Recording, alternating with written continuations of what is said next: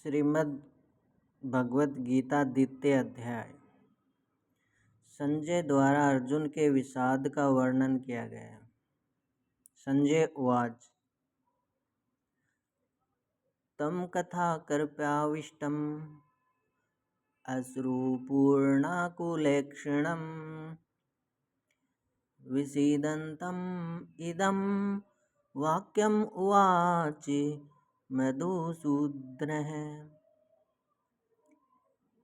संजय बोले, उस प्रकार करुणा से व्याप्त आंसुओं से पूर्ण तथा व्याकुल नेत्रों वाले शोक युक्त अर्जुन उस समय अर्जुन के प्रति भगवान मधुसूदन ने यह वचन कहा। दूसरा श्लोक है। श्री भगवान उवाच श्री कुतस्त्वा कस्मलमिदम्। श्री कृष्ण कहते हैं, कुतस्त्वा कस्मलमिदम् विस्मय समुपस्थितम् नार्यजुष्टं सुरगं कीर्तिकरम् अर्जुनम्। श्री कृष्ण अर्जुन से कहते हैं कि हे अर्जुन, तुझे इस असमय में मोह किस हेतु प्राप्त हुआ, क्योंकि न तो यह श्रेष्ठ पुरुषों द्वारा आचरित है और न ही स्वर्ग देने वाला है, न ही यह कीर्ति देने वाला है। कलभ्यं मास्महे गमय पार्थे न एतत्त्वै युगपदे क्षुद्रं हृदयं दौर्बल्यं त्यक्त्वोत्तिष्ठ परन्तप। हे अर्जुन, श्री कृष्ण कहते हैं, हे अर्जुन, कायरता को मत प्राप्त हो, तुमसे यह उचित नहीं जान पड़ती है। हे परंतप, हे अर्जुन, हृदय की तुच्छ कायरता को त्याग कर युद्ध के लिए खड़ा हो जा। नेक्स्ट श्लोक में क्या कहा है? अर्जुन उवाच, अर्जुन कहते हैं, कथम भीषम अहम संख्ये द्रोण च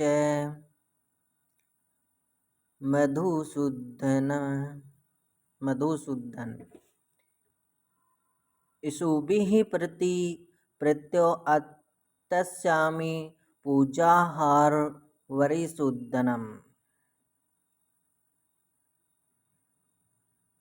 अर्जुन बोले, हे मधुसूदन, मैं रणभूमि में किस प्रकार बाणों से भीष्म पितामह और गुरु द्रोणाचार्य के विरुद्ध लड़ूंगा, क्योंकि हे हरिसूदन, वे दोनों ही पूजनीय हैं। गुरून् हत्वान् हि महानुभावान् श्रेयो भोक्तुं भक्ष्यं पीह लोके हत्वार्थे कामास्तु गुरून्निहैव भुञ्जनीयं भोगान् रुधिर प्रदिग्धान्। अन्वय है, महानुभावान् गुरून् अहत्वान् इ लोके भक्ष्यम् अपि भोक्तुं श्रेय हि गुरु हत्वा इति रुधिर प्रदिग्धान् अर्थ कामान भोगान एवं तु भुंजनीय। कहते हैं, अर्जुन कहते हैं,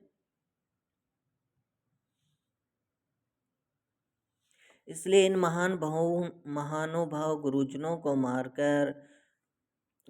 को ना मारकर मैं इस लोक में भिक्षा का अन्न भी खाना कल्याणकारक समझता हूँ।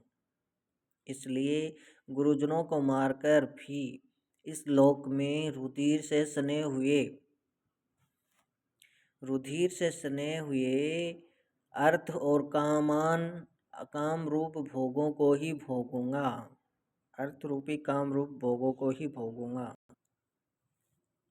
एतत् न च विद्धं न कर्तं गृहे यद्वा जेयं यदि वा न जेयु यान् हत्वा न जिजीविषामः ते एव धृतराष्ट्र प्रमुखे अवस्थितः। हम भी यह भी नहीं जानते कि हमारे लिए युद्ध करना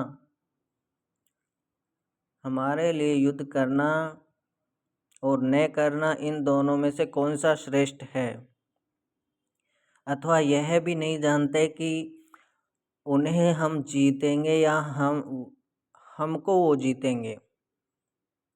जिनको मारकर हम जीना भी नहीं चाहते, वे ही हमारे आत्मीय धृतराष्ट्र के पुत्र हमारे मुकाबले में खड़े हैं। कार्पण्ये दोष उपहति स्वभावः पृच्छामि त्वां धर्म सम्मूढ़चेतः। यच्छ्रेयः स्यात् निश्चितं ब्रूहि तन्मे यस्यस्तेह अहं साधित माम त्वां प्रपन्नम्। इसलिए कायरता रूप दोष से अपहत हुए स्वभाव वाला अर्थात धर्म के विषय में मोहित हुआ मैं आपसे यह पूछता हूँ कि जो साधन निश्चित कल्याणकारक हो वह मेरे लिए कहिए, क्योंकि मैं आपका शिष्य हूँ। अर्जुन कहते हैं कि हे कृष्ण मैं आपका शिष्य हूँ, हे श्री कृष्ण मैं आपका शिष्य हूँ, इसलिए आपके शरण में मुझे शिक्षा दीजिए।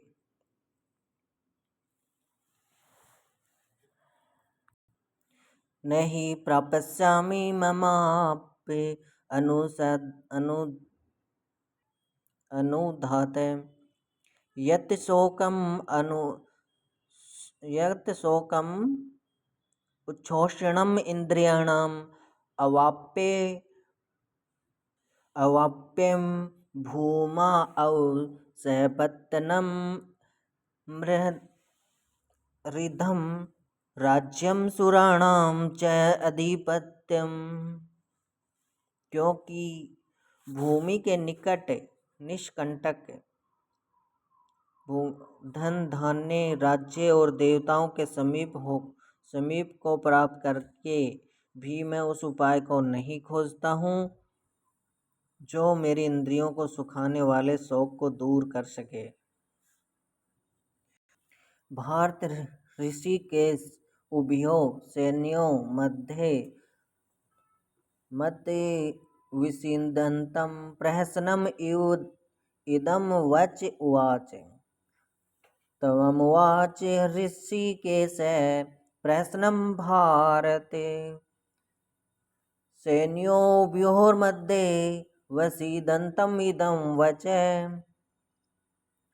हे भारतवर्षी धृतराष्ट्र, अंतर्यामी श्री कृष्ण महाराज दोनों सेनाओं के बीच संजय कहते हैं, हे भरतवंशी धृतराष्ट्र, अंतर्यामी कृष्ण महाराज दोनों सेनाओं के बीच में शोक करते हुए अर्जुन को हंसते हुए कहते हैं। श्री कृष्ण क्या कहते हैं नेक्स्ट श्लोक में देखो।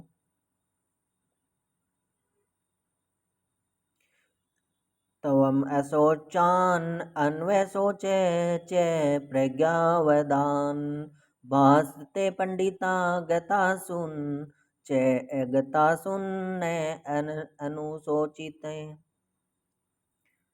भगवान श्री कृष्ण बोले, हे अर्जुन तू न शोक करने के योग्य मनुष्यों के लिए शोक कर रहा है। और पंडितों के जैसे वचनों को तू कहता है, परंतु जिनके प्राण चले गए उनके लिए, जिनके प्राण नहीं गए उनके लिए पंडित जन शोक, विद्वान लोग शोक नहीं करते हैं। श्री कृष्ण कहते हैं, न त्वामेह अहम जातु नासम न त्वं नेमे जनाधिपा न चैव न भविष्यामि सर्वे वै मतः परम। श्री कृष्ण कहते हैं, न तो ऐसा ही है कि किसी काल में उत्पन्न मैं किसी काल में उत्पन्न नहीं था, तू नहीं था अथवा ये राजा लोग नहीं थे, न ऐसा है कि ये आगे हम सब नहीं रहेंगे। श्री कृष्ण कहते हैं, देहानि अस्मिन् अन्यथा देहे कुमार यौवनम जरा तथा देहान अंतरे प्राप्ति धीरस्तत्र न मोहयति। यथा देहिन अस्मिन् देहे कुमार यौवनम जरा देहांतर प्राप्ति तत्र धीर न मोहयति। श्री कृष्ण कहते हैं कि जैसे जीवात्मा इस देह को त्याग कर देहिनो अस्मिन अन्यथा जीवात्मा इस देह को त्याग कर जवानी वृद्धावस्था होती है, वैसे ही जीवात्मा इस अवस्था को त्याग कर बालकपन, जवानी, वृद्धावस्था एक दूसरे में ढलती हैं। बालकपन को से जवानी से वृद्धावस्था में होती है, वैसे ही अन्य शरीर की प्राप्ति होती है। उस विषय में धीर पुरुष मोहित नहीं होते हैं कि जीवात्मा इस देह को त्याग कर दूसरी देह या शरीर में प्रवेश कर जाती है। कौन्तेय शोषणम सुखम दुखदा मात्रा स्पर्शः तु आगम्पायिनः नित्यः भारतितान् तितिक्षवः। हे कुंती पुत्र, सर्दी गर्मी और सुख दुख को देने वाले इंद्रियों और विषय के संयोग से तो उत्पत्ति और विनाशशील और नित्य है। हे कुंती पुत्र अर्जुन, सर्दी गर्मी सुख दुख को देने वाली इंद्रियां ये उत्पत्ति और विनाशशील और अनित्य हैं, इसलिए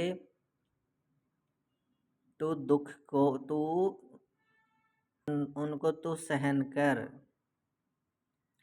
इंद्रियों के द्वारा देने वाले दुख को तू सहन कर। श्रेष्ठ पुरुष सुख दुख के समान समझने वाले।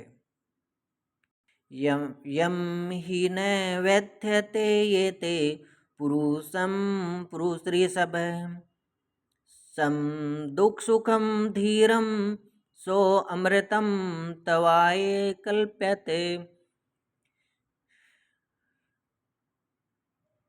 हे अर्जुन, हे पुरुष श्रेष्ठ, सुख दुख को समान समझने वाले जिस धीर पुरुष को ये इंद्रियां और विषय के सहयोग व्याकुल या दुखी नहीं करते हैं, वह व्यक्ति मोक्ष को प्राप्त होगा, वह मोक्ष के योग्य है। जिस पुरुष को इंद्रियां और विषय व्याकुल दुखी नहीं करते हैं, वह मोक्ष के योग्य है।